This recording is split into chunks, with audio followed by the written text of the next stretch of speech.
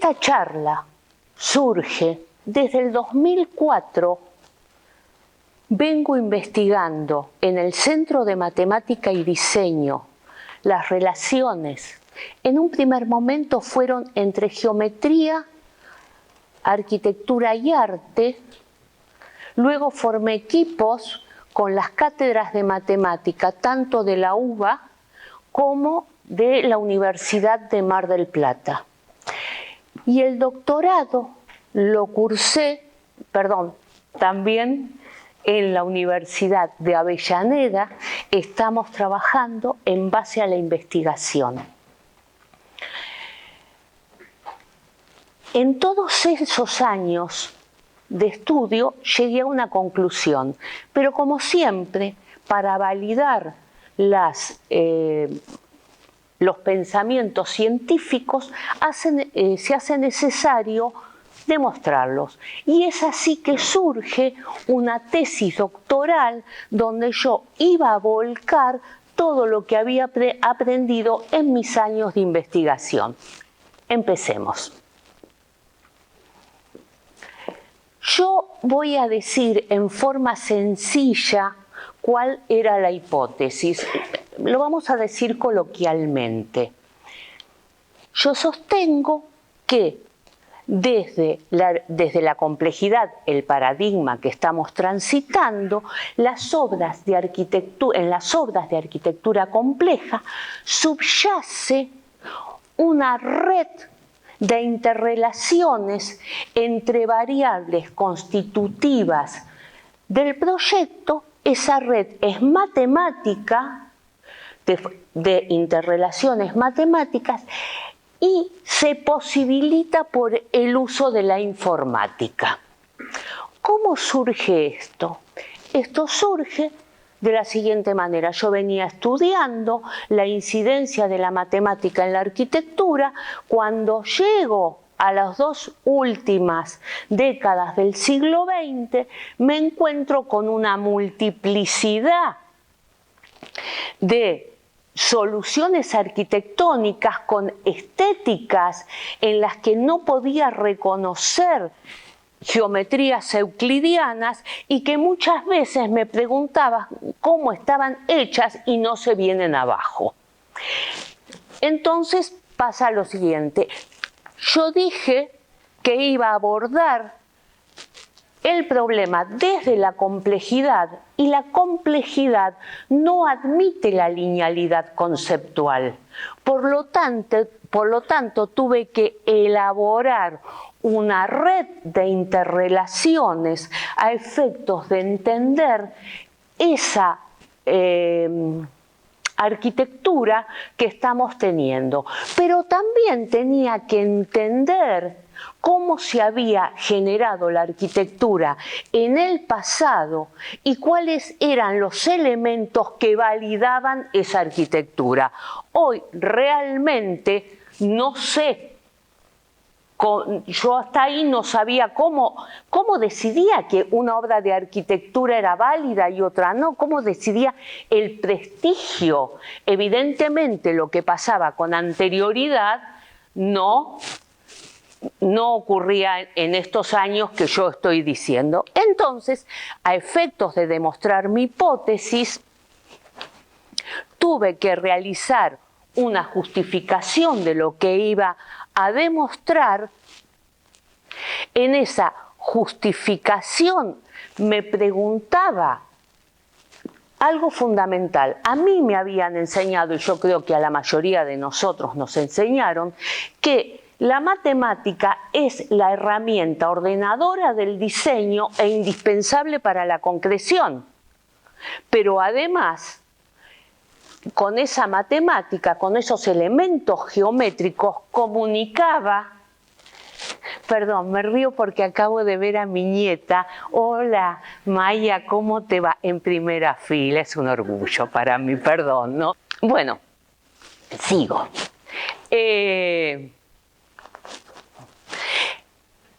La matemática se utilizó para comunicar la cosmovisión del momento a través de la arquitectura. Pero ahí surgía otra pregunta. ¿Cómo puede ser que un único modelo científico, el euclidiano y el newtoniano, haya servido para comunicar tantos siglos con situaciones sociales disímiles? Entonces, se planteaba, esto comunicaba, pero ¿realmente era una herramienta la matemática? Porque además nadie había demostrado científicamente que la matemática era una herramienta de concreción y de orden del diseño. Entonces, lo primero que debía hacer era demostrar una hipótesis auxiliar, que la matemática por muchos siglos se constituyó en herramienta del diseño útil para comunicar una cosmovisión. Decir herramienta implica decir que estaba fuera del diseño mismo, que eran condicionantes impuestos al diseño a través de tipologías y cánones. Y así es como comienza la justificación de la hipótesis. Y tenía que llegar a ver si había sido una herramienta en el pasado, si lo era en el nuevo paradigma, o si no, ¿qué papel cumplía la matemática? Porque había cosas que parecían un dibujismo, una volada, ¿no? Pero bueno, siguiente. Sí. Si yo quería abordar desde la complejidad esta problemática, la complejidad supone inclusión, supone lo organizacional, no lo lineal, y supone la incompletitud. Es decir, no hay más absolutos. Y cuando diseñamos, nos enfrentamos a la incertidumbre y tenemos que admitir esa incertidumbre. Siguiente.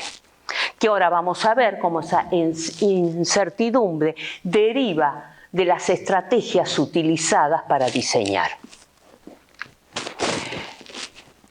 A efectos de demostrar todo esto, tuve que elaborar una teoría. Bueno, soy matemática, no lo puedo negar. Entonces, tuve que poner premisas, definiciones y caracterizaciones de los paradigmas a los que me iba a referir.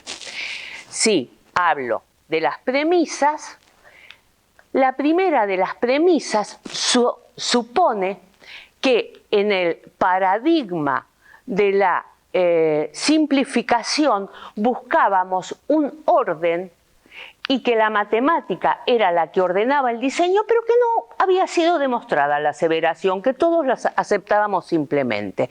La segunda de las premisas sostiene que en el siglo XX hay una crisis de ese paradigma de la simplificación y aparece un nuevo paradigma, y este nuevo paradigma está basado en el holismo y lo sistémico. Holismo porque se refiere a las interrelaciones, y sistémico porque va a abordar cada elemento, hecho u objeto desde el todo. Siguiente. Las definiciones que utilizo refieren a arquitectura compleja y al sustantivo variable, o sea, al término variable desde su acepción de sustantivo. ¿Qué es una arquitectura compleja? Las obras de la arquitectura compleja son aquellas diseñadas como sistemas caóticos dinámicos, con interrelación entre variables. Mientras que variable es un constructo que me lo invento, ya sea cuantitativo o cualitativo, a efectos de caracterizar un hecho o un objeto determinado y poder estudiarlo. Siguiente. La caracterización de los paradigmas nos encontramos con dos paradigmas, el de la simplificación, que es el paradigma en el que hemos sido formados todos nosotros. Este paradigma busca el orden, el equilibrio estático y que todo sea inamovible, y se basa en tres principios. El determinismo dice que a cada causa le corresponde un único efecto y que ese efecto no va a poder modificar la causa. El principio de reducción, que dice que yo conozco un compuesto conociendo los ingredientes que lo forman. Es como decir que yo sé lo que es una pizza si conozco la harina, el tomate y la mozzarella. Yo puedo conocer todo eso, pero no sé lo que es una pizza. Y el principio de disyunción, que provoca una fractura en todas las disciplinas. Un ejemplo claro es como hasta hace unos años uno iba al médico, iba al cardiólogo, al psiquiatra. Cada uno era una especialidad distinta y no se consideraba al todo.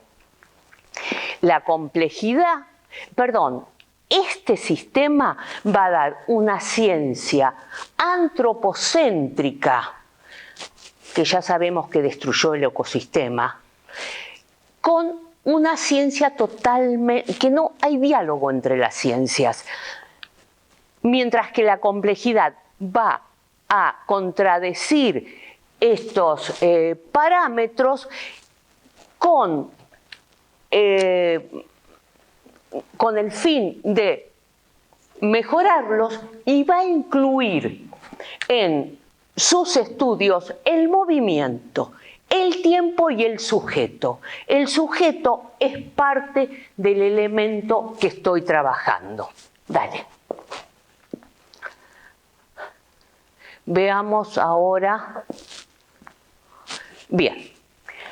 Esta charla se va a estructurar en tres partes.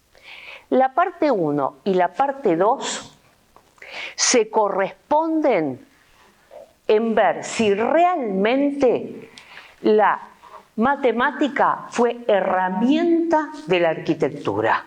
Y en la parte 3 sí vamos a ver el nuevo paradigma y vamos a compararlo con este desarrollo matemático. Veamos un poco una línea de tiempo, aunque la complejidad no es muy amiga de las líneas de tiempo. Vamos a ver ahora una línea de tiempo. ¿Por qué?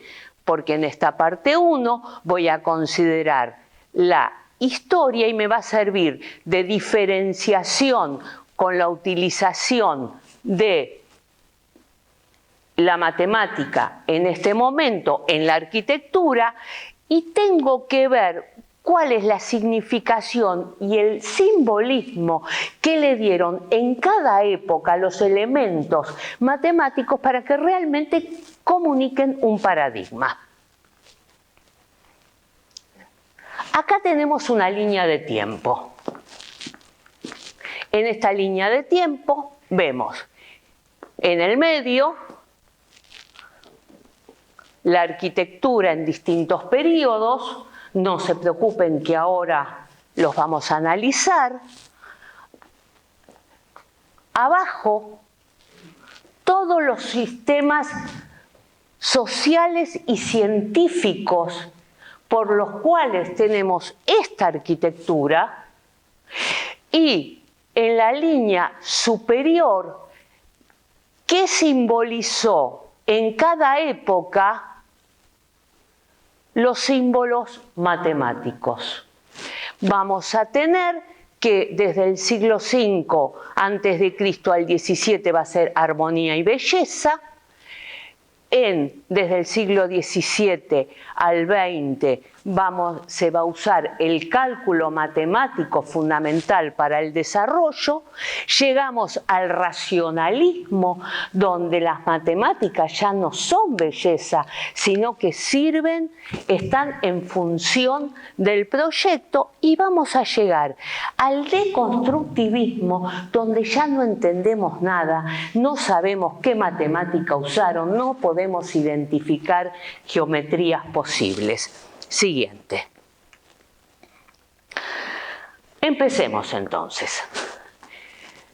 Con Pitágoras, en el siglo V a.C., con su concepción mística del número y la sistematización que hizo Euclides de la matemática adquiere una característica de irrefutabilidad. Pero además, Pitágoras hace un descubrimiento que, según Wickover, movió la ideología de la humanidad por muchísimos siglos. Pitágoras establece una relación entre proporciones de números enteros y los largos de las cuerdas de una lira. Este descubrimiento hizo pensar a la humanidad que se había encontrado una relación entre matemática y armonía musical, es decir, que la armonía de los números podía manejar la armonía del universo. Y Dios estaba en el número. Esta ideología va a perdurar en el tiempo, al punto que San Agustín, basándose en estas proporciones armónicas, va a diseñar la Catedral de Chartres. Ya en el siglo II a.C., los romanos van a tomar los elementos de armonía y belleza de los helenos, pero van a poner una tecnología de punta que realmente va a mostrar la importancia del imperio, pero al mismo tiempo va a comunicar con estas estructuras su cosmovisión. Un ejemplo de ello es el Panteón, donde se inscribe una esfera en que la parte de arriba simboliza el supramundo y la de abajo el inframundo. Recordemos que la ideología de la antigüedad es así en la tierra como en el cielo, y los romanos lo expresan perfectamente, tomando en cuenta el interior, que el griego no lo tomaba. Para el griego la arquitectura era social. También en el siglo I a.C. aparece Vitruvio, que realiza el primer tratado que conservamos de la antigüedad de la arquitectura, y va a determinar la belleza del ser humano mediante proporciones, pero nada más lo describe. 1400 años después, Leonardo va a dibujarlo, inscribiéndolo en un círculo y un cuadrado, para mostrar que el ser humano es el centro del universo. Sigamos. Cae el Imperio Romano cuando Constantino traslada la capital a Constantinopla, y aparece un largo periodo de la Edad Media que la separamos, que generalmente yo tomé esta separación, no todos los historiadores hacen lo mismo, pero bueno, cada uno, todas las miradas son posibles. Entonces, en el primer periodo, las tres figuras de abajo muestran los tres periodos. En esta Edad Media hay tres periodos. En esos periodos va cambiando la concepción religiosa del hombre con respecto a Dios. Y la Iglesia va a comunicar precisamente eso. En el primer periodo, el hombre se siente totalmente desamparado, ya no está cuidado por el Imperio Romano, entonces va a buscar seguridades en la iglesia y en su interior. ¿Cómo va a traslucir eso en las iglesias? Va a formular iglesias de gruesas paredes y un eje marcado que indica el recorrido del hombre a su interior en donde se encuentra Cristo. Mientras que las proporciones con las que se elaboran, por más que se hayan basado en construcciones romanas, expresan la armonía divina. Siguiente. Aquí encontramos ya el románico.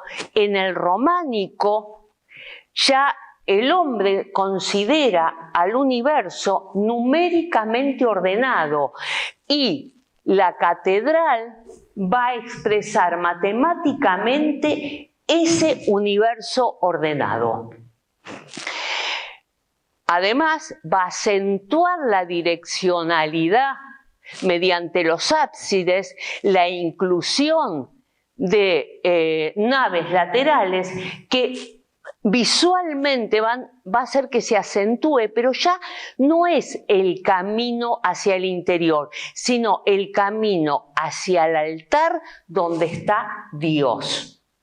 Y ya no solo voy a tener un eje longitudinal, sino un eje vertical que me comunica a Dios con el hombre. Al mismo tiempo, en el portal de la iglesia románica van a aparecer las torres jerarquizando el acceso, cosa que ya se hacía en los castillos feudales. Llegamos por fin al gótico, que ya no solo va a usar las torres para elevarse a Dios, sino toda la catedral se eleva a Dios. Además, la catedral se abre a la comunidad, deja entrar la luz y va a empezar por primera vez a jugar la luz en la configuración espacial, creando una atmósfera totalmente mística. Los sistemas son totalmente ordenados con proporciones matemáticas y fíjense cómo usan los irracionales, raíz cuadrada de 2, raíz cuadrada de 3. La sección áurea la utilizan, pero en forma geométrica. Ellos no lo demostraban todavía. Siguiente.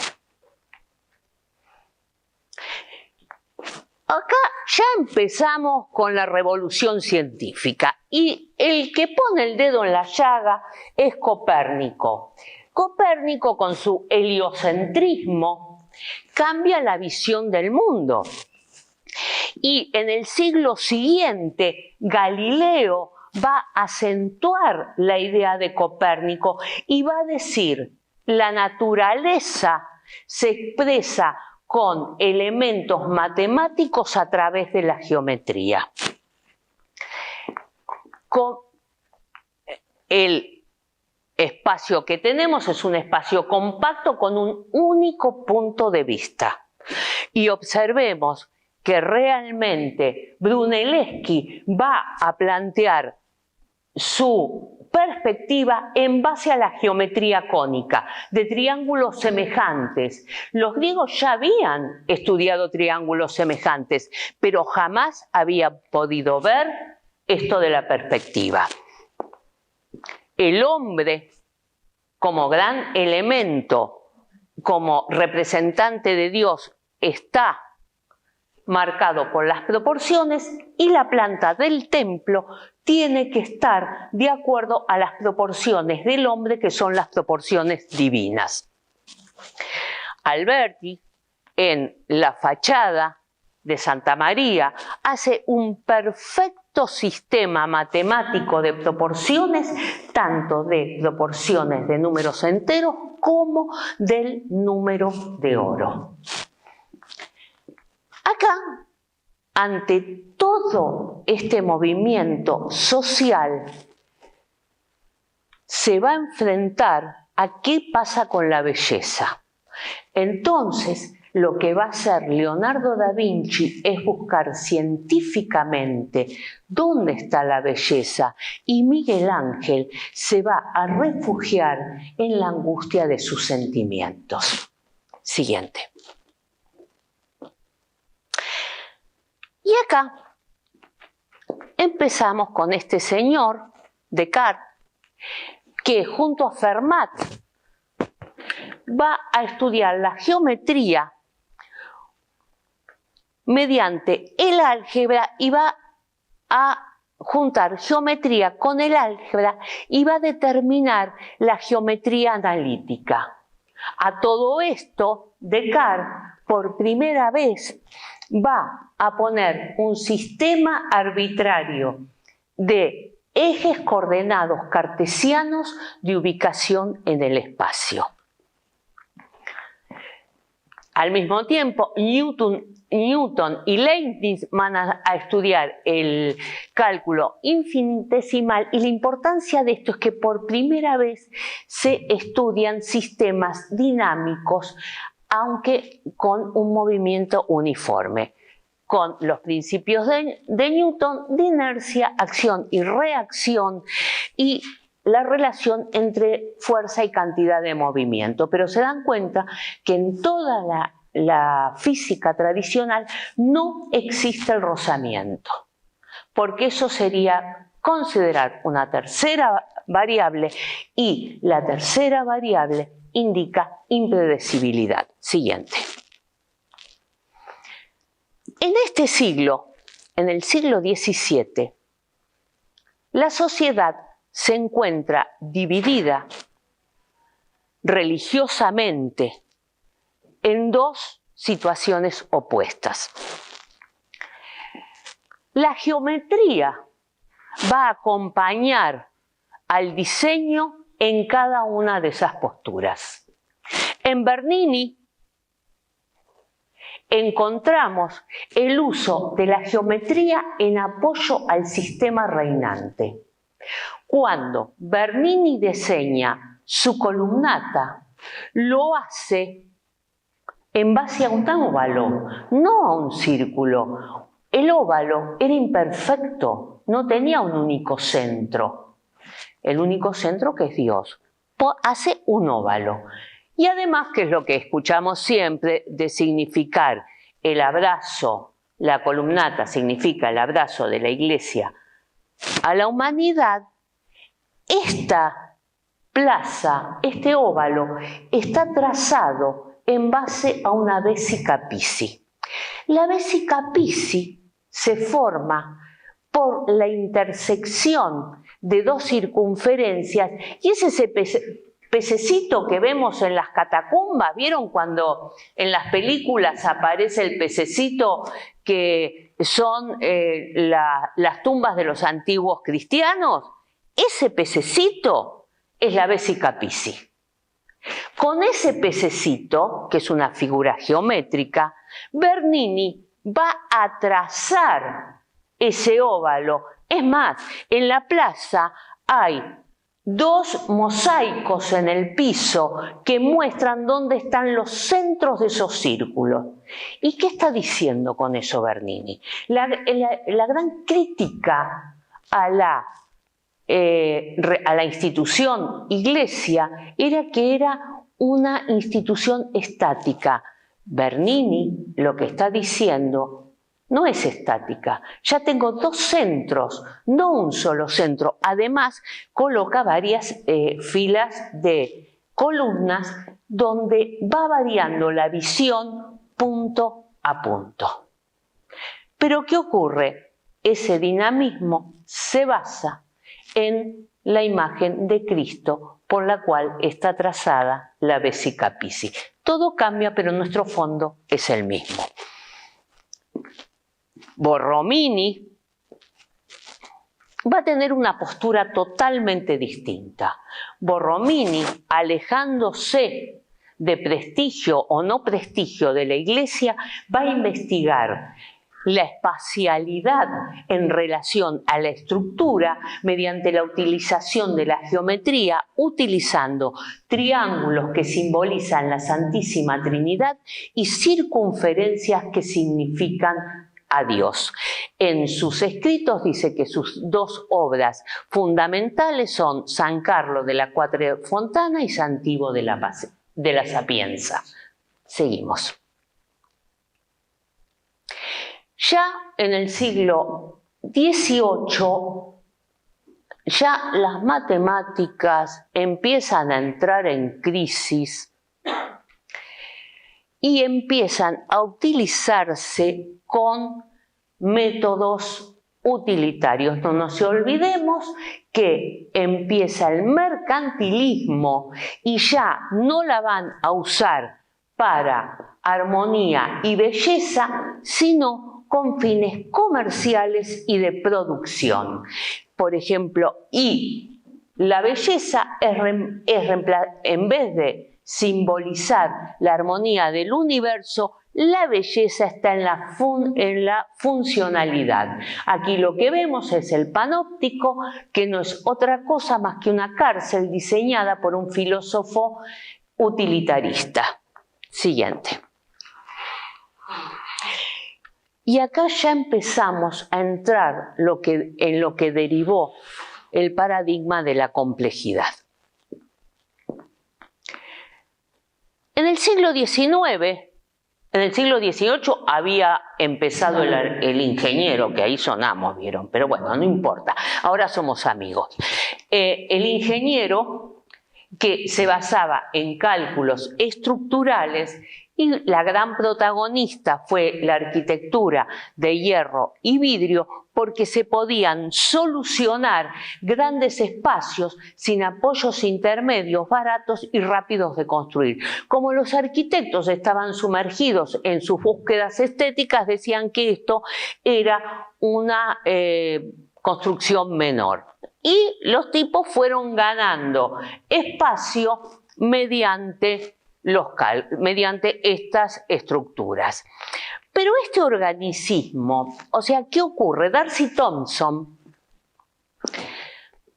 va a decir que la forma depende de las fuerzas que actúan en el ser humano. Y va a decir, por ejemplo, que la fuerza gravitacional y la fuerza vertical de desplazamiento es la que determina la forma.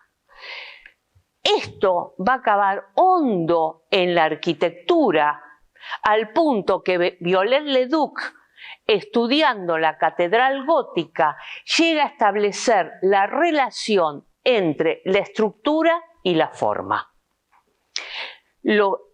Este pensamiento de la morfología determinada por las formas de incidencia va a hacer que físicos matemáticos como Cauchy o Navier, estas son gráficos de la publicación de Navier, estudien la incidencia de las deformaciones de la forma en la estructura. Sullivan y Wright en el siglo posterior también van a entender esta idea de organicismo, pero desde su lugar. Sullivan va a decir que la forma sigue a la función y Wright va a explicar directamente que la forma es la función. Siguiente.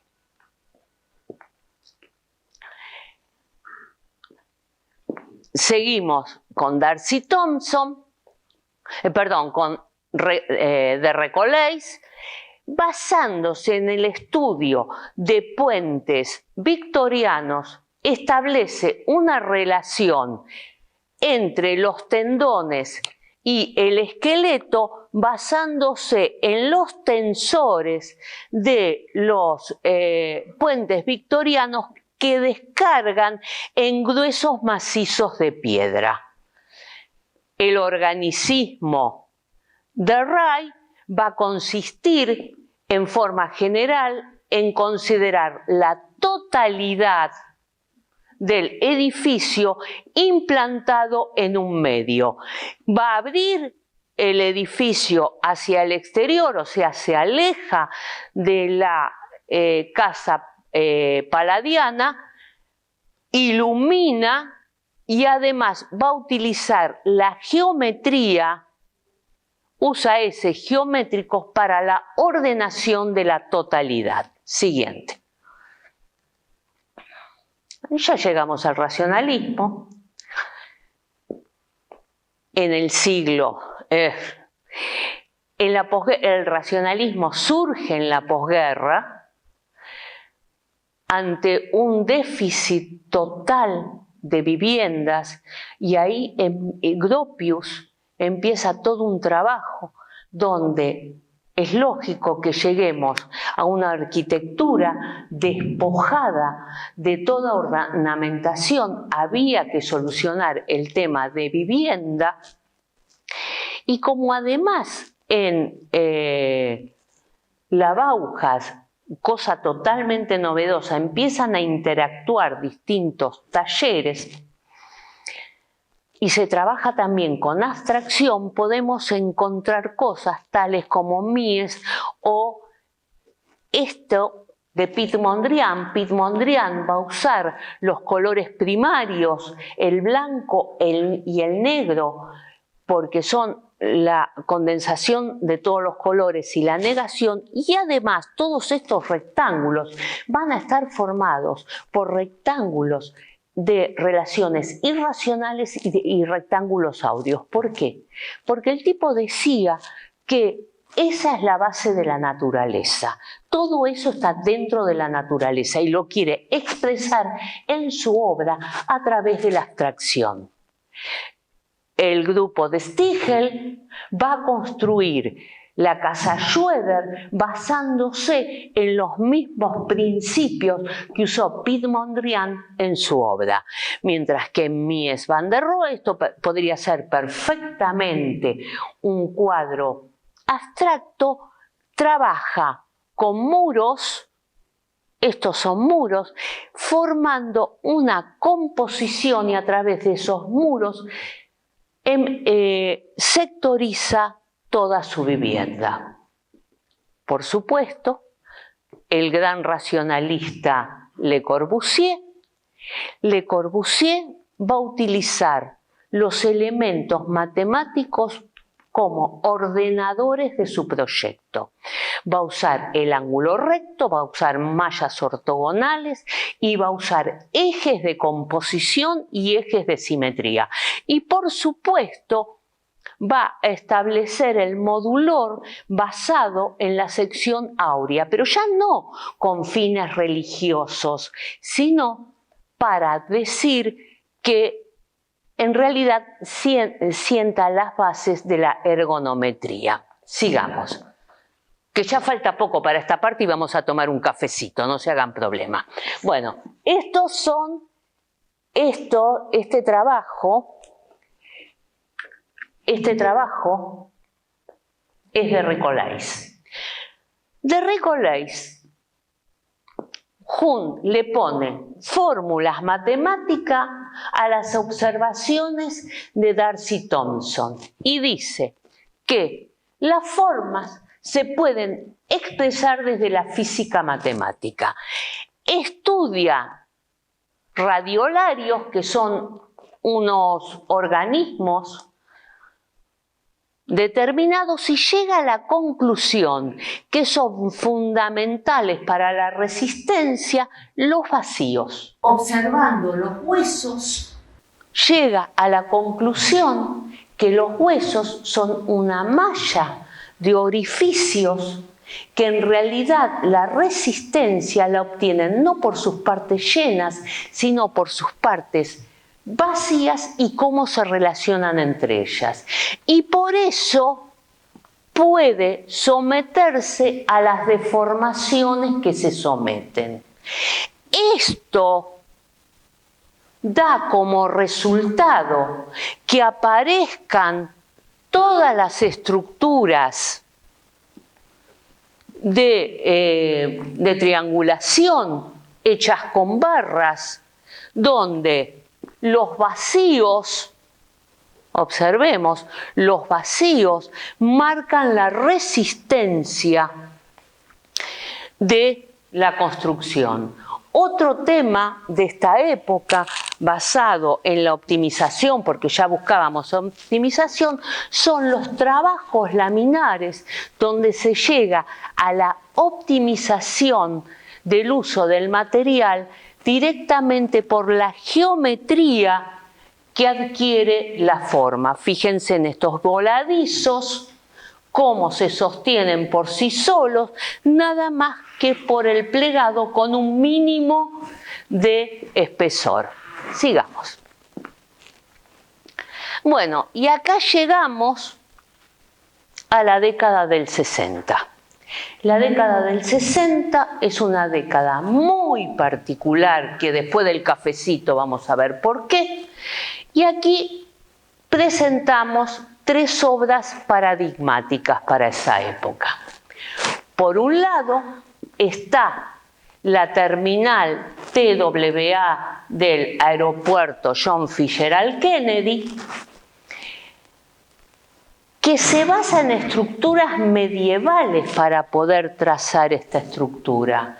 Consigue a través de la estructura una espacialidad impensable para esa época y se basa en realidad en una única columna central de donde salen en forma de abanico las vigas. La otra gran obra paradigmática es la ópera de Sydney. ¿Qué ocurre con la ópera de Sydney? Pobre Hudson, no pudo volver a entrar a Sydney, lo rajaron por lo que se gastó en construir esto y lo que se tardó. El que pudo construirlo fue el grupo Arup, y en esa época, o sea, cada una de estas capas en realidad son triángulos esféricos de una misma esfera. Pero en ese momento no había forma de calcularla. Entonces, bueno, tuvieron que inventar, inclusive en un momento que todavía la informática no estaba súper como ahora, tuvieron que inventar programas informáticos para poder resolver estas estructuras. Por último, tenemos el estadio Yoyogi. A mí me cuesta porque yo lo llamo Soyogi, no, pero es Yoyogi. El estadio Yoyogi, que fue fundamental porque Kenzo puso por encima la búsqueda estética a la optimización estructural del mínimo de uso. Siguiente. Bueno, acá ya llegamos a saber por qué esas obras se fundamentaron justamente en la década del 60. Los historiadores y filósofos sostienen que en la década del 60 se sentaron las bases de esta sociedad compleja que estamos viviendo al día de hoy.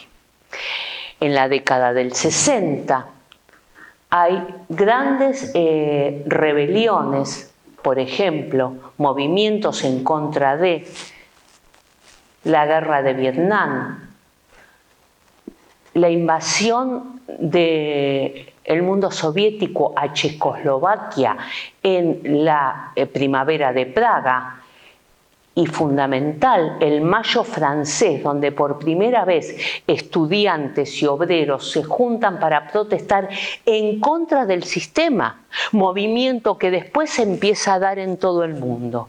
Además hubo muertes políticas muy importantes, John Fitzgerald Kennedy, Luther King, el Che Guevara. El hombre entre otras cosas que vamos a ver, llega a la luna, desde el punto de vista del arte, hay una verdadera revolución en la música con los Beatles. En el arte, Andy Warhol se pone al servicio de la sociedad capitalista.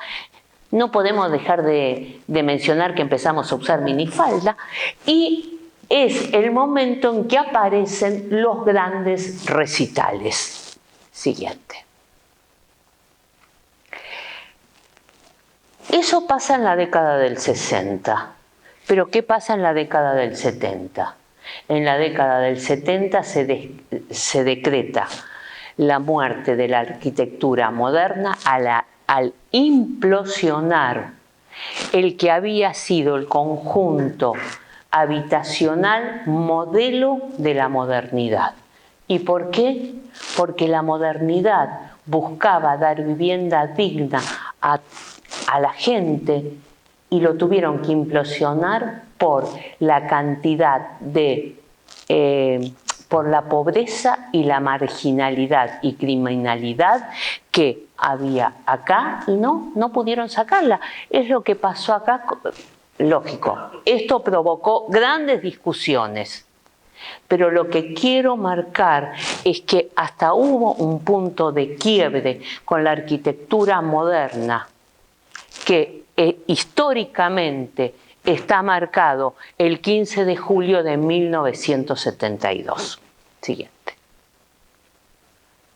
Bueno, resumimos y nos vamos a tomar el cafecito, ¿les parece? Resumamos. Del 5 a.C. al 17 existía una cosmovisión orgánica del universo, donde la geometría simbolizaba la armonía del universo. A partir del siglo XVIII hasta el siglo XX, que esto va a continuar hasta 1960, encontramos una metáfora maquinal del universo. La arquitectura y la belleza va a estar regida por normas del análisis matemático y el álgebra tradicional. En 1960 vamos a encontrar grandes, o sea, hasta la primera mitad del siglo XX vamos a encontrar grandes ataques a la lógica euclidiana y newtoniana, y acá se van a sentar las bases de la ciencia de la complejidad.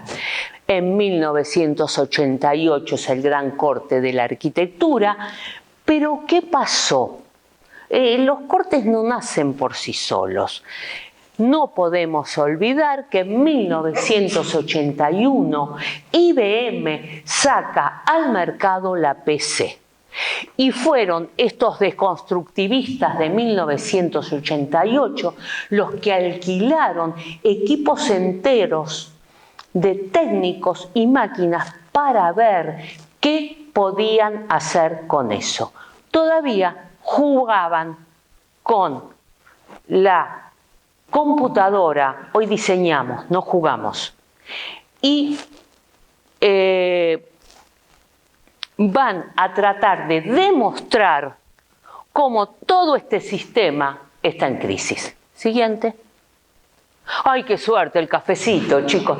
Afuera los invito. Afuera tienen para tomar café, té. Empecemos. Esta parte a mí me gusta mucho más de la que ya vimos, porque la que vimos es más conocida. Vamos a hablar...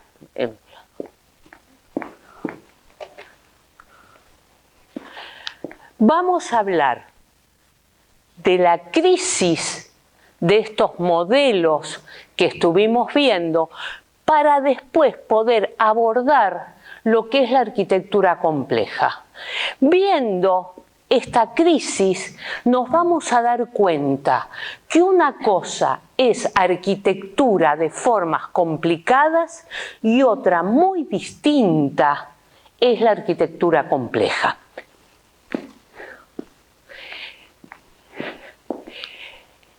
En el siglo XX hubo un ataque total a la lógica euclidiana y newtoniana que en 1988, en la exposición del Museo de Arte Moderno de Nueva York, se hace la exposición de arquitectura deconstructivista.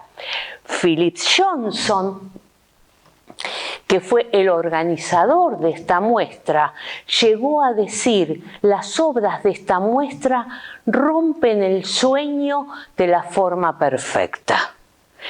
Cada uno diseñó individualmente, contradiciendo a través de contradecir la lógica newtoniana y la lógica euclidiana, estaban haciendo una crítica a la sociedad misma, respondiendo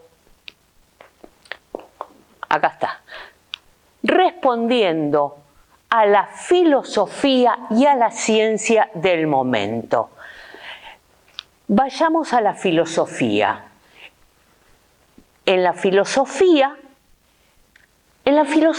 tenemos una gran influencia de Nietzsche y Derrida. Nietzsche va a proponer ya en 1889, y después en 1889, muere en 1903, va a decir: Dios ha muerto. Y va a poner por encima del camino recorrido el camino realizado por cada hombre. ¿Qué está diciendo Nietzsche con esto? No está haciendo un alegato religioso. Lo que está diciendo que Dios, si ya el Dios, el máximo de los absolutos, ya no está. ¿Qué hacen esos absolutos de tipología y cánones establecidos? ¿Qué sentido tiene la crítica? Por otro lado, ¿por qué voy a seguir lo que me dice una tipología, lo que me dicen los cánones establecidos, si lo que yo pienso como ser humano está por encima de lo que ya recorrieron los demás? Eso es lo que dice Nietzsche. Por otro lado, Derrida, la otra gran influencia del deconstructivismo es Derrida, que en realidad en la década del 60, Derrida va a proponer el deconstructivismo literario, basándose en un término alemán, que yo no lo voy a decir, de Heidegger, va a cambiar la acepción de construcción por destrucción, o sea, cambia destrucción por deconstrucción, es decir, no destruyo, deconstruyo para volver a construir. Ese término lo toman en los deconstructivistas, y van a deconstruir lo que se había construido en la sociedad. Además, Derrida dice que toda nuestra sociedad se basa en opuestos binarios, donde uno está por encima del otro. Por ejemplo, bueno, malo, claro, oscuro, hombre, mujer. Entonces, Derrida va en contra de esos opuestos. ¿Qué van a hacer los desconstructivistas? Van a decir, bueno, porque ángulo recto va a estar por encima de cualquier otro ángulo. Voy a meter cualquier otro ángulo. ¿Por qué una malla ortogonal tiene que estar por encima de una malla irregular? Yo puedo diseñar con una malla irregular. Veamos entonces qué pasa con esta arquitectura. Siguiente. Bueno, acá era lo que estábamos diciendo. Fíjense que hasta el momento en toda la historia nos hemos manejado por tipología, ya sean religiosas, de viviendas, inclusive la tipología forma-función, vivienda individual, vivienda colectiva, los cánones establecidos de armonía y belleza. Esto era lo que había en la arquitectura, como lo que había en la sociedad era una estricta moral que tenía que obedecer determinadas reglas y es contra la que se revela Nietzsche. Siguiente. Veamos qué pasa en la parte científica. En la parte científica vamos a tener, ya en 1920 aparece la física cuántica. ¿Y cuál es el tema de la física cuántica? La física cuántica para calcular la energía, va a usar 3 variables en su fórmula: unidad de área, unidad de tiempo y ángulo de visión. Y ustedes me dirán, ¿y con eso qué pasa? Con eso, lo que me está tradicionalmente, recuerdan que yo les dije que siempre se usaban 2 variables y que Newton ni siquiera usó el rozamiento porque eso suponía impredecibilidad al usar 3 variables. Bueno, la física cuántica va a usar 3 variables. Quiere decir que la física cuántica va a trabajar con la impredecibilidad. No sabemos qué va a pasar. Por otro lado, sí, no leía, soy chicata. Bueno, por otro lado, tenemos en la década del 30 a Heisenberg y Bohr. ¿Qué me dice Heisenberg? Heisenberg va a incluir al sujeto en la observación. Y me va a decir, o sea, ya no hay observaciones absolutas, se perdió lo absoluto. Lo que me dice Heisenberg es, la medición depende del lugar donde esté posicionado el observador. No existe absoluto. Y encima, Bohr va a completar la historieta diciendo, todas las observaciones son válidas. Recuerden que nos manejábamos hasta ahora con el absoluto. Había una sola medición, había un solo sistema de medida, había un solo punto de vista. Ahora los puntos de vista son variados y encima son todos válidos. Para terminar este panorama, el que hace estropicios es Kurt Gödel. ¿Qué dice Kurt Gödel? El tema es el siguiente. La matemática siempre se manejó con la idea de completitud. ¿Qué es la idea de completitud? La idea de completitud nos dice que si aparece un nuevo concepto en matemática que todavía no está demostrado, yendo a todas las demostraciones ya hechas matemáticas, se va a poder demostrar eso y no va a contradecir el sistema. Ejemplo, cuando aparece la raíz cuadrada de un número negativo, le enchufan i. Raíz cuadrada de -1 igual a i. Ya está. No se contradijo el sistema. ¿Qué va a decir Kurt Gödel? Con los sistemas matemáticos que tenemos, no todo es demostrable. Y si conseguimos demostrarlo, la matemática se contradice. No es broma. Dios murió, la matemática se contradice, el pobre hombre no sabía dónde estaba parado. Y eso lo va a expresar con el deconstructivismo. No sé qué me estoy olvidando. No, está todo ya. Seguí. Veamos cómo expresa las obras de arquitectura estos 3 principios. Fíjense, tenemos el de la LED. En el de la LED, que hoy retomar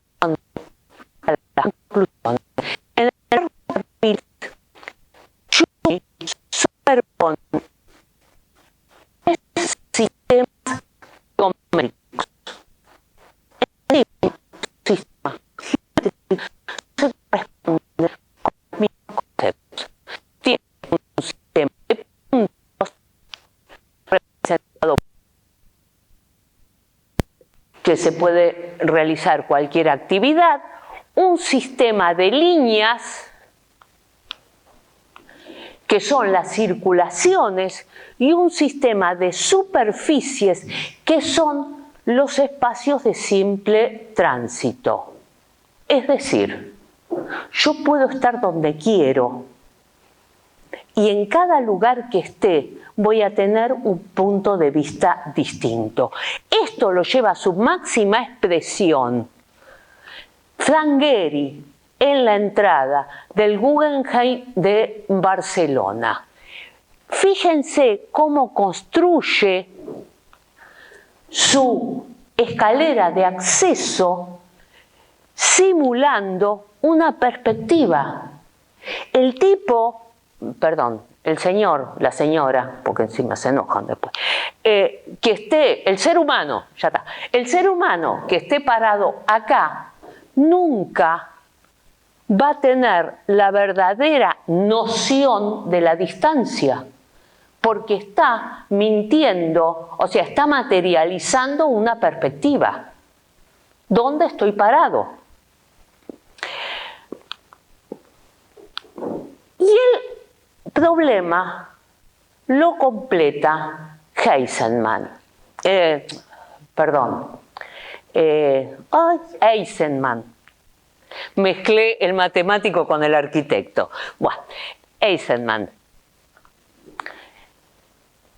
Eisenman, en la Casa de la Cultura de Santiago de Compostela, ustedes saben que a Santiago de Compostela la cristiandad tenía que ir una vez al año peregrinando hasta la catedral. ¿Qué hace Eisenman? Eisenman va a tomar el casco viejo, el plano del casco viejo de Santiago de Compostela. Le va a superponer una malla ortogonal. Esto lo va a deformar informáticamente por supuesto, sobre las colinas que rodean a Santiago de Compostela, pero además va a marcar con estas tramas esto. Hay una leyenda de Santiago de Compostela que dice que el santo estaba en una barcaza, pasa por una isla donde los nativos festejaban un casamiento. Para festejar el casamiento, los hombres, una vez que se casaban, la pareja, los hombres tenían que ir corriendo al mar. ¿Qué ocurre?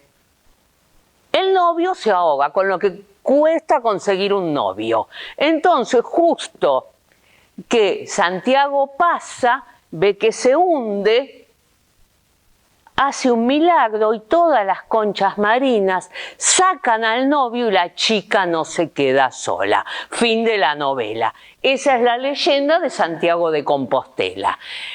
Quiere decir que la concha esta es el símbolo de Santiago de Compostela, que Eisenman las va a materializar acá. ¿Y qué va a terminar diciendo Eisenman? Eisenman va a decir que la Casa de la Cultura de Santiago de Compostela es la catedral del conocimiento donde van los peregrinos del saber. Dese en cuenta que ya la arquitectura no se justificaba por la armonía impuesta por la geometría y se empiezan a buscar otras razones que justifiquen a la obra de arquitectura para ver si realmente era prestigiosa o no. Y en el deconstructivismo lo que se utilizó ya no fue la geometría, al contrario, fue contradecir la geometría, utilizar la filosofía.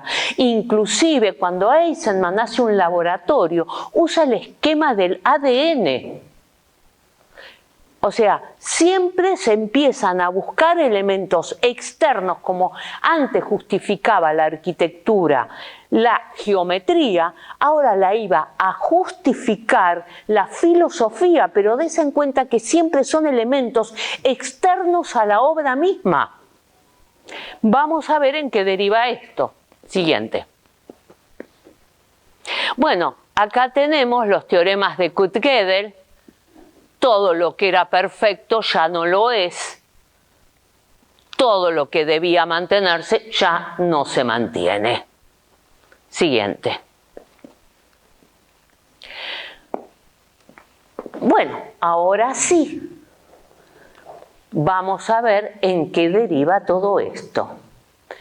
Vamos al paradigma de la complejidad. Para poder hablar de arquitectura compleja, ante todo, tenemos que referirnos al pensamiento complejo elaborado por el epistemólogo Edgar Morin.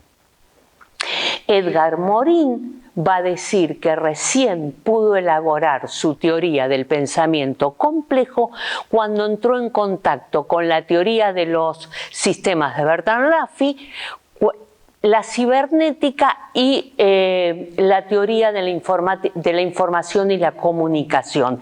Estas dos teorías fueron los que dieron origen a la informática, mientras que la teoría de sistemas es la responsable de considerar el holismo en el estudio de un hecho.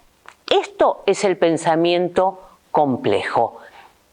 Veamos qué pasa con la matemática en ese pensamiento complejo.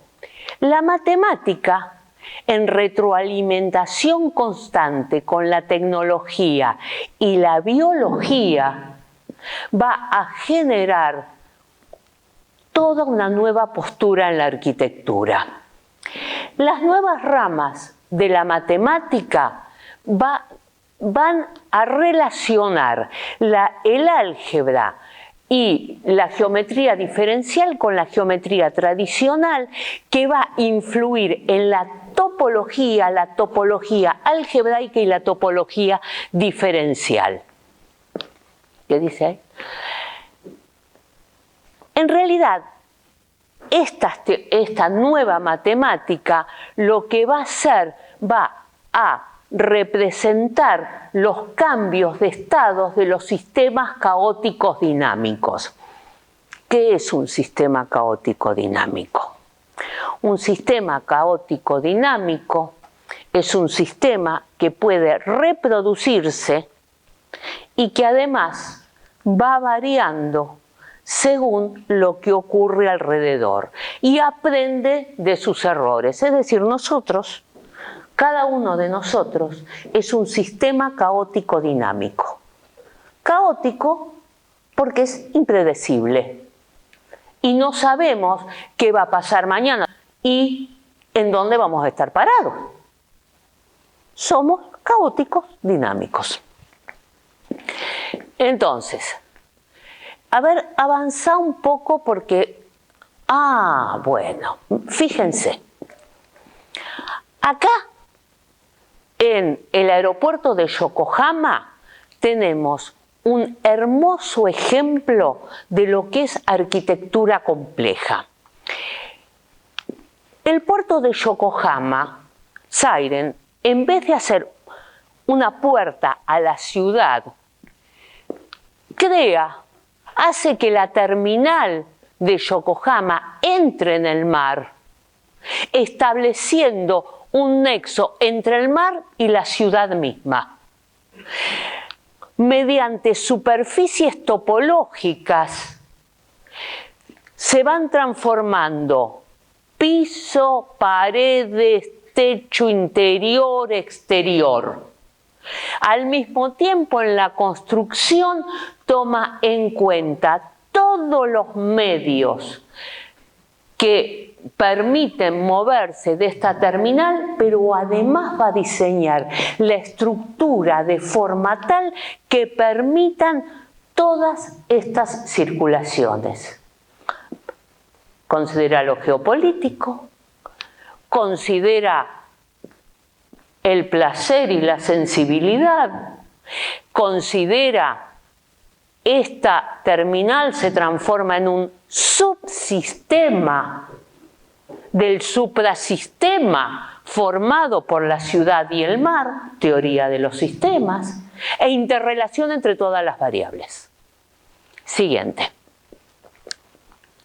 A ver, ahora sí vamos a la matemática, che. Bueno, estas ya las expliqué, las ramas de la matemática, y que comienzan cambios en la matemática. Y los nuevos elementos matemáticos son las curvas Bézier, las curvas B-spline, las curvas NURBS y las superficies NURBS. En realidad, toda esta historia de las curvas Bézier y las spline surgen en la década del 60, cuando la Citroën y la Renault competían para tener los mejores modelos y poder vender más, meter curvas en sus autos y que puedan unirse perfectamente esas curvas. Y es un matemático y un ingeniero en la Citroën, y con el mismo algoritmo de ese matemático, otro ingeniero de la Renault van a sacar, bueno, el primero que saca es Bézier, que es el nombre del ingeniero. Siguiente. Fíjense, ¿por qué spline? Acá tenemos, creo que se llaman cuadernas, ¿no? Sí, las cuadernas de los barcos. ¿Cómo está hecho un barco? Está hecho por cuadernas que precisamente para trazarlas los romanos, lo inventaron los romanos, usaban los spline, y están hechos de forma tal que pueden absorber el embate de las olas y el viento. Y eso es arquitectura dinámica. Y considerar el movimiento en el diseño.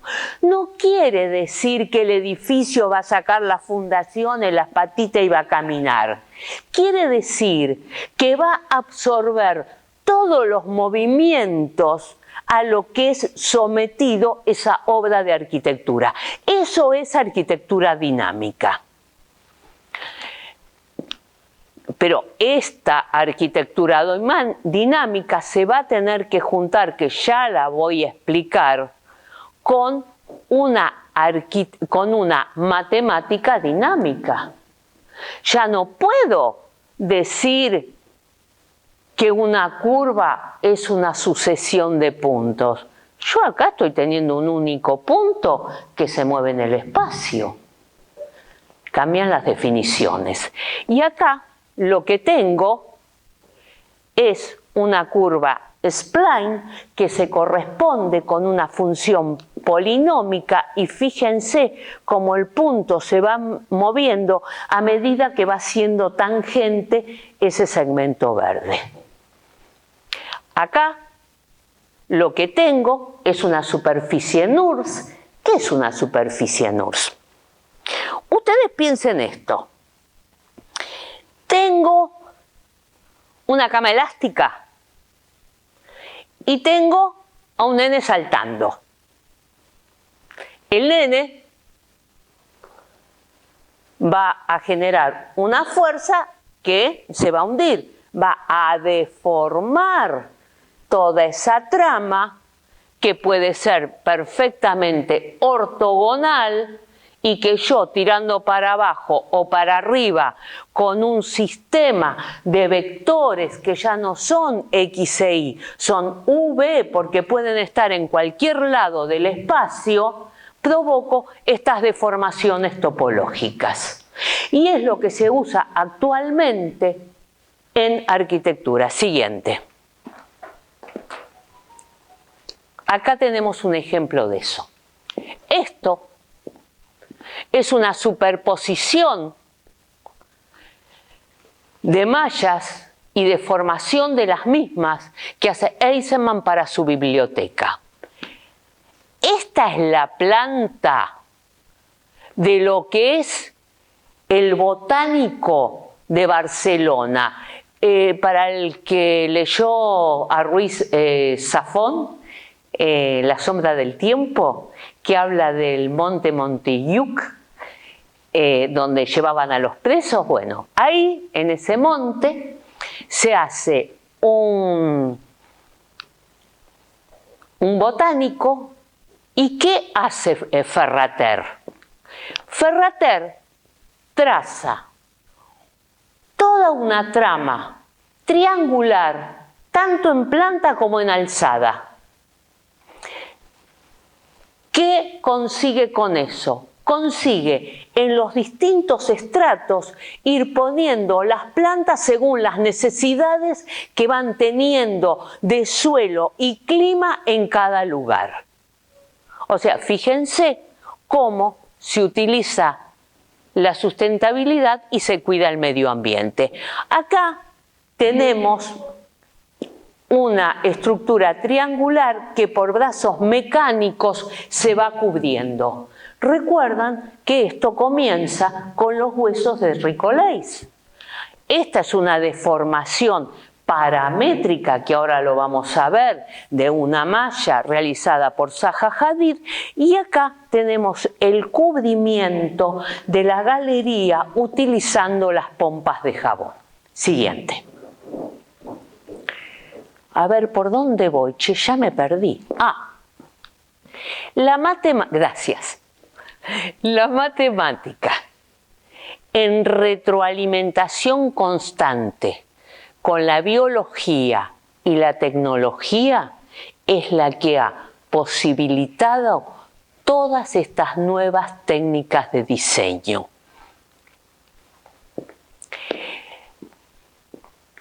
Tomando como base la biología, el criterio que en la forma incide las fuerzas actuantes en el objeto, llegamos a la morfogénesis, que es un término tomado de la arquitectura, lo toma de la biología y que habla de la variabilidad de la forma. La variabilidad de la forma según la incidencia de los elementos que actúan sobre ella. Esta morfogénesis, que solo va a ser posible con la informática, va a dar lugar al diseño generativo. Y acá llegamos al diseño generativo. Es el diseño que toma en cuenta los cambios de estados. La biología, por lo tanto, va a desplazar la lógica newtoniana, va a tomar las incidencias de los vectores sobre las formas y va a haber un procesamiento de la forma hasta llegar a la optimización. Porque la naturaleza a través de los años hace eso. Vamos cambiando, por eso adaptativo complejo, a medida que nos vamos adaptando a las nuevas condiciones de nuestro medio ambiente. Siguiente. Fíjense cuáles son técnicas del diseño generativo. Estos son videos de uno de los docentes de la cátedra, que son simulaciones, pero como no quería tardar 1000 años, le afané las capturas de pantalla. Rina, te afané las capturas de pantalla. Acá, esta es una simulación de evacuación de un edificio mostrando por colores cuáles son los puntos críticos de esa evacuación. Para solucionarlos, por supuesto, lo que es rojo, lo que es verde y lo que es azul.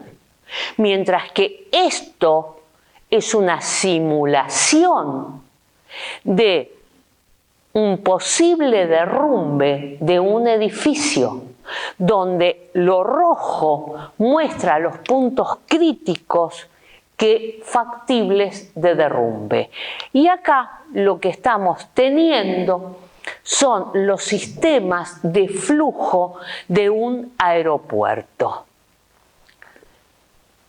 Esto es considerar el movimiento en la obra de arquitectura. Siguiente.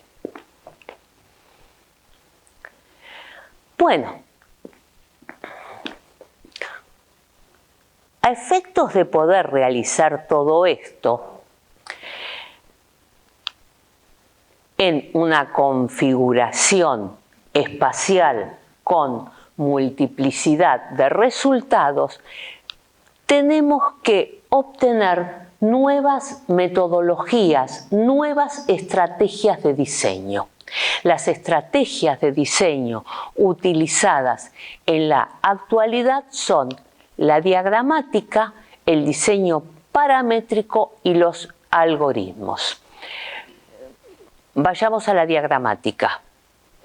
Bueno, acá no fuimos a la diagramática, no importa. Acá vemos cómo el City Hall de Londres está diseñado, que es bellísimo adentro, tiene una interioridad hermosa, cómo se llega a la forma óptima según la incidencia de los rayos solares y según esta tabla van a poder decidir cuál es la optimización energética por eso hay partes opacas y partes vidriadas. Acá tenemos el pepinillo de Londres. En el pepinillo, esta es una simulación de vientos que afecta a ese elemento de gran altura. Siguiente. Diagramática. Muy bien. ¿Qué es la diagramática? Cuando entra en crisis la matemática en el siglo XX y empiezan a buscar nuevas formas de creatividad, si se quiere, echan mano a los diagramas utilizados por los racionalistas. ¿Vieron los diagramas de globo? No sé, acá hay muchos jóvenes, pero al menos a mí me enseñaban con globitos, no sé, ustedes vieron. No sé cómo enseñan ahora diseño, no importa. Pero los globitos no son otra cosa más que diagramas de Venn, son diagramas matemáticos. Y los organigramas no son nada más que grafos filogenéticos. Y los grafos filogenéticos se basan en la teoría de grafos de Euler del 1700. Toman esos elementos y empiezan a investigar cómo pueden llegar con eso a tener nuevas ideas. Entonces, en realidad, ¿qué es la diagramática? La diagramática es una representación abstracta de la realidad basada en la información, pero no tiene medidas, no tiene forma. En realidad es una representación topológica de una información determinada. Lo que busca es un registro de la realidad para volcarlo en el proyecto. De esta forma, la diagramática se transforma en un nexo entre la información y la visualización de un concepto que yo tengo. Hago un dibujito para enterarme qué hago con toda esa información que tengo. Siguiente. Fíjense cómo trabaja la diagramática. Tengo los condicionantes del proyecto.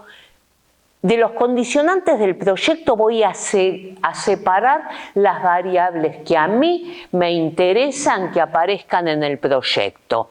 De acá, a veces a mano y otras veces mediante la determinación de algoritmos, voy hacer mis diagramas de geometría topológica en búsqueda de la optimización de la forma, que lo voy a hacer por parametrización. Ahora les voy a explicar qué es eso. Y llego a la geometría del proyecto que va a tomar en cuenta estos condicionantes, además de unos condicionantes nuevos que van a salir de las interrelaciones de variables que son los emergentes del proyecto, que yo ni me había enterado que existían. Uy, me salió esto, qué suerte, bueno, lo uso. Siguiente. Observemos, todos estos son diagramas. Acá son diagramas de un estudio que los hicieron en el momento que querían hacer 10 manzanas de Manhattan como ciudad global. Y acá representan el flujo tanto de personas como de transporte y las interacciones entre esos flujos. Esto, que es de Renkuljas, es el estudio de actividades del anillo de Yokohama para conseguir una ciudad que funcione las 24 horas sin lugares estancos y que no tengan uso. Porque eso es antieconómico. Estos diagramas están basados en estadística. Hasta ahora estos dos diagramas me están haciendo un registro cuantitativo de la realidad. Estamos, pero vayamos acá. Esos diagramas son los diagramas que hizo un estudio para diseñar el Mercedes-Benz de Stuttgart. Ustedes saben que Mercedes-Benz, el nombre viene porque se casó una Mercedes con un Benz. Entonces le pusieron Mercedes-Benz para que nadie se enoje. Cuando dividan los bienes se queda a mitad cada uno. Pero en esa época no se divorciaban. Entonces, ¿qué va a hacer un estudio Van Berkeley? Lo que va a hacer es, va a utilizar el diagrama del ADN para poder representar el origen de esta empresa, porque además esto se transforma en museo y salón de ventas, donde hay dos rampas que se entrecruzan, donde está la exhibición de toda la historia de Mercedes-Benz. Además, debía constituirse en un hito a la entrada de Stuttgart. Pero además realiza una geometría que le permite no tener apoyos intermedios en estas rampas. ¿Se dan cuenta que aquí están uniendo simbolismo, simbología, con estructuras, construcción y jerarquización de un evento determinado? Todo eso entra en el diagrama. Por último, tenemos el diseño de MBRD de Solimán. Esta es un conjunto habitacional de muchísimas personas donde el grupo holandés tuvo que reunirse con inversionistas, las autoridades del municipio, los que iban a habitar, con todo el mundo. Para cada uno hizo un diagrama distinto, los convenció a todos y pudo construir esto. Pero fíjense el diagrama que utilizó.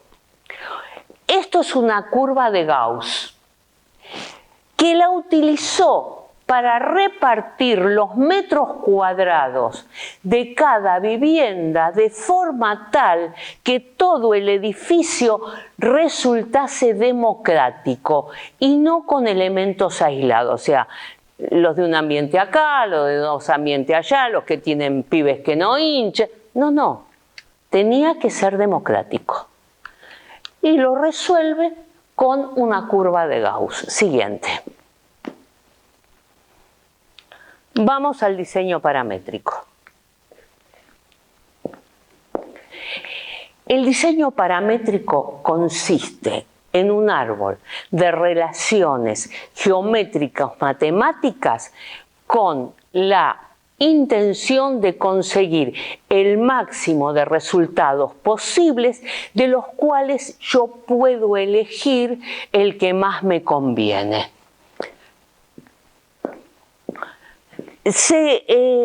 Seguí que es más fácil representarlo en el esquema. Acá tenemos cómo funciona el diseño paramétrico. Tengo condiciones iniciales, por ejemplo, vientos. En este lugar tengo vientos de 10 km por hora a 30 km por hora. Viento. Le puse parámetros 10 km a 30 km. Mediante procedimientos paramétricos, o sea, informáticamente voy a empezar a mover cómo reacciona el edificio cambiando la intensidad de vientos.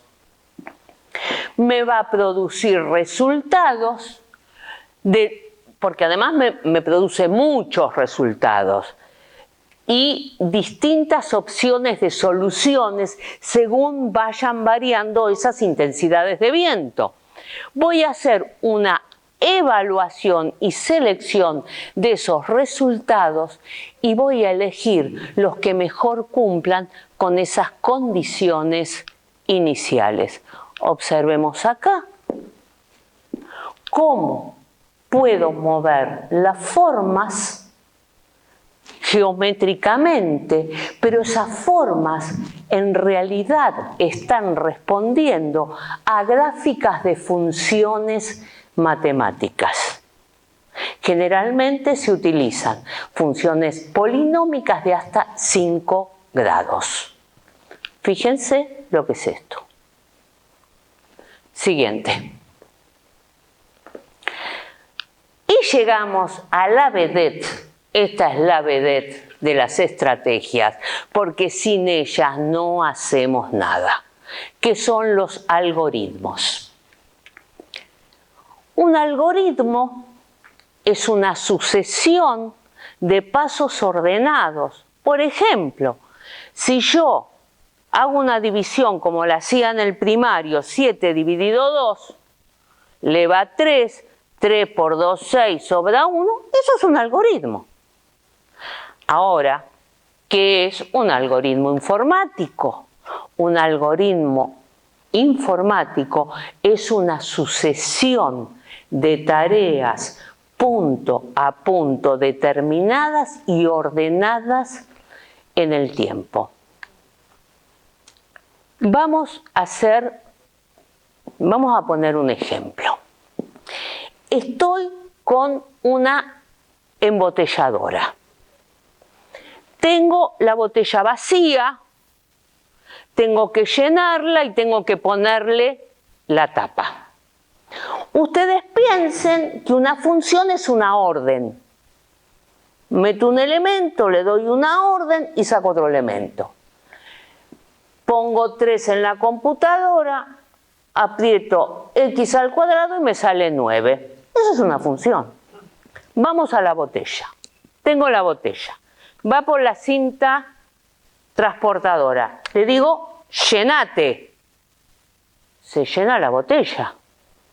Me sale la botella llena. Hice una función. Esta botella llena, ahora le voy a decir, ponele la tapa.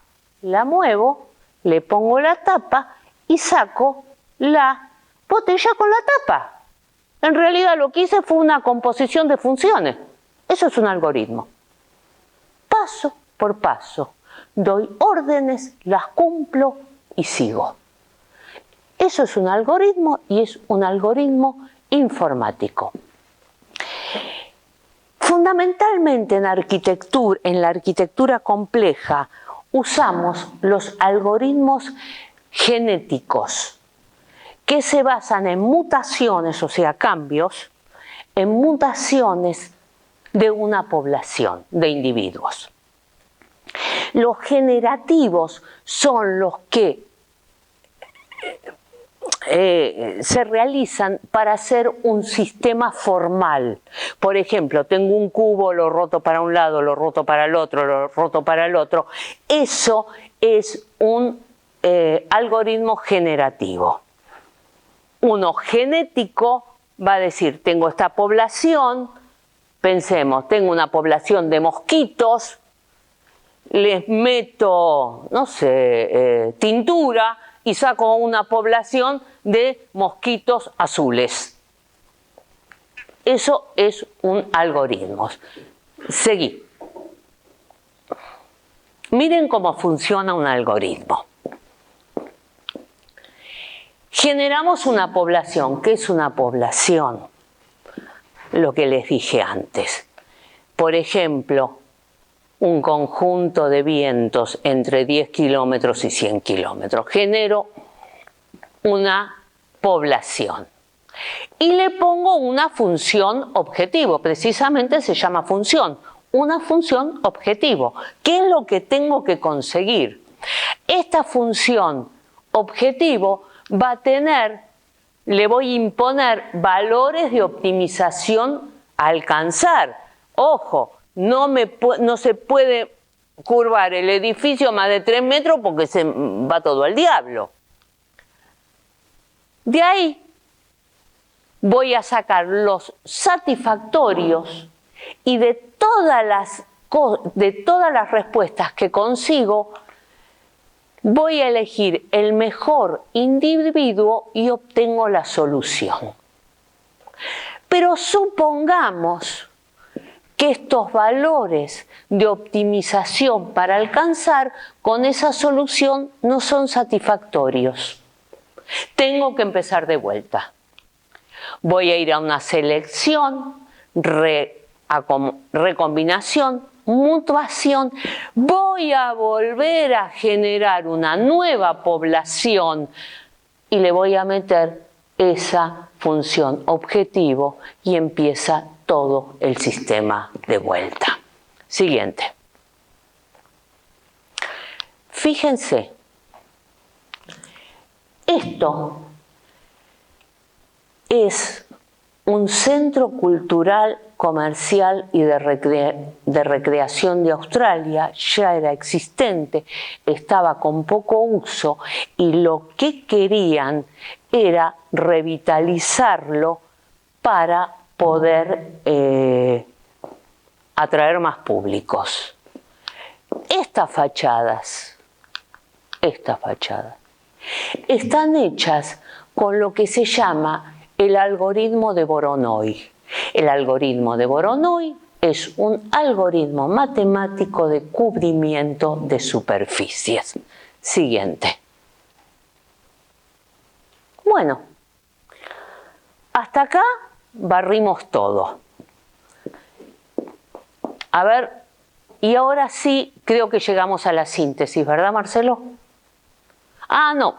Bueno, esta es la arquitectura hoy. Yo les quiero decir algo. Todos los ejemplos que mostré parecen grandes edificios que se corresponden con grandes empresas, con gran poder adquisitivo. Pero piensen que esto termina en el 2014. Estamos a 9 años. En estos 9 años, todas estas técnicas se masificaron y en este momento, ya desde el 2012, en Chile y en Colombia están haciendo con esta tecnología viviendas de emergencia social, donde ya no tengo el techito a 2 aguas con ¿cómo se llama? El tanquecito arriba.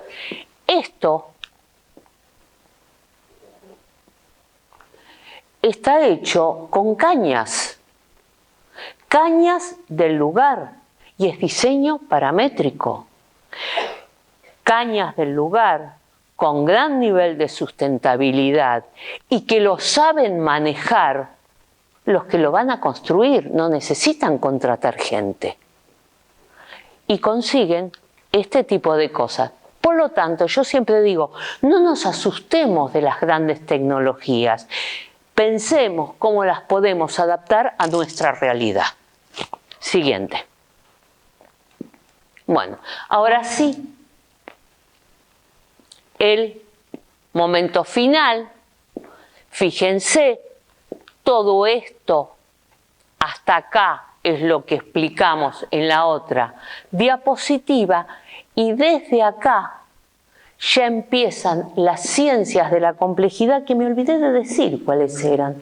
Las ciencias de la complejidad, que son la teoría del caos, la teoría de los sistemas, los fractales y la teoría de las catástrofes.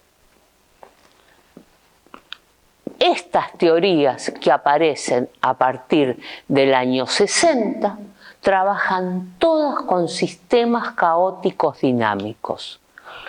Los va a tomar la arquitectura y los va a trabajar en el siglo XXI. Pensemos que en el 2003 sale la última de las ciencias de la complejidad, que es la ciencia de las redes. Y yo, para poder explicar todo esto, tuve que usar una red, porque la linealidad no existe. Además, pudimos observar en esta primera parte cómo la matemática realmente se utilizó para expresar una cosmovisión, pero siempre como un elemento externo a la obra misma, mientras que acá se usó la matemática para contradecir el sistema mismo, y también justificaba esa arquitectura contradiciendo el sistema. O sea, que en todo este recorrido yo utilicé la matemática como justificación de la obra de arquitectura. Quiere decir que la hipótesis auxiliar estaba demostrada. La matemática fue una herramienta exterior a la obra de arquitectura que se usó para justificarla con los parámetros de una sociedad determinada. Vamos a ver ahora qué podemos decir de esta si realmente verificamos la hipótesis. Siguiente. Bueno, aquí está la red de la que le hablaba. Observemos lo que dice. En la arquitectura generada desde el paradigma de la complejidad, existe una red geométrica matemática. Y ustedes piensen lo que hemos visto hasta ahora. Lo que hemos visto hasta ahora es que al incluir al ser humano y el tiempo y el movimiento, tuvimos que empezar a interrelacionar para poder factibilizar todo esto con relaciones matemáticas, que son los algoritmos.